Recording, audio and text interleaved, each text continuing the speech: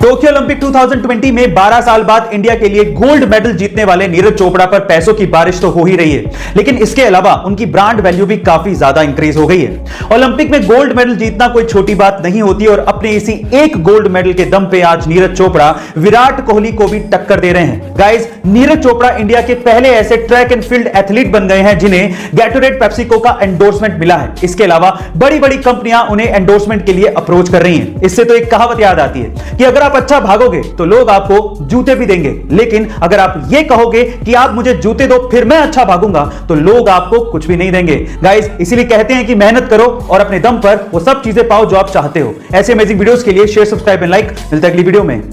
कभी कभार किसी को कोई चीज फ्री में या किस्मत से या बिना मेहनत के मिल जाती है तो वो उसकी वैल्यू नहीं करता, बाद में वो उसे गवा देता है और फिर पछताता है। उसी में से एक चीज है पैसा, जिसे अगर आप मेहनत से कमाओगे तभी आप उसकी कीमत समझ पाओगे।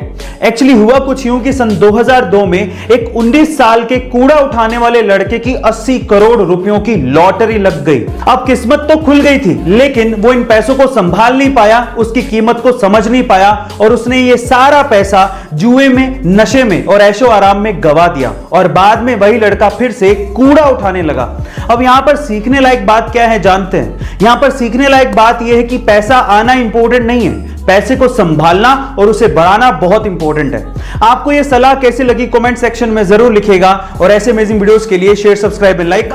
भगवा चोला पहन के ट्रेन से जा रहा था, उसके सामने दो अंग्रेज औरतें बैठी थी जो कि उसका भगवा चोला देख के उसका मजाक उड़ा रही थी। अचानक से दोनों अंग्रेज औरतों की नजर उस व्यक्ति के हाथ की घड़ी पे पड़ गई जो कि थोड़ी महंगी लग रही थी। तो उन अंग्रेज औरतों ने सोचा कि क्यों ना इसे लूट लिया जाए। उन दोनों अंग्रेज औरतों ने उस व्यक्ति से कहा कि तुम हमें ये घड़ी दे दो, अदरवाइज हम लोग पुलिस को बुलाएंगे और ये कहेंगे कि तुम हमसे बदतमीजी कर रहे थे। उस व्यक्ति ने बात सुन के भी अनसुनी कर दी और ऐसे रिएक्ट किया कि उसे जैसे सुनाई ही नहीं देता। फिर उन दोनों औरतों ने उसे इशारों से समझाया पर वो तब भी नहीं समझा। फिर उसके बाद उस व्यक्ति ने दोनों अंग्रेज औरतों को इशारों से कहा कि जो भी कहना है वो लिख के दे दो। तो उन दोनों अंग्रेज औरतों ने ये लिख के दिया कि तुम हमें ये घड़ी दे दो, अदरवाइज हम पुलिस को बुलाएंगे और कहेंगे कि तुम हमसे बदतमीजी कर रहे थे। जब लिख के वो पर्ची व्यक्ति को पकड़ाई तो व्यक्ति ने पर्ची पढ़ी और उसके बाद बोला कि अब पुलिस को बुला लो। गाइस, वो व्यक्ति जानते हैं कौन थे?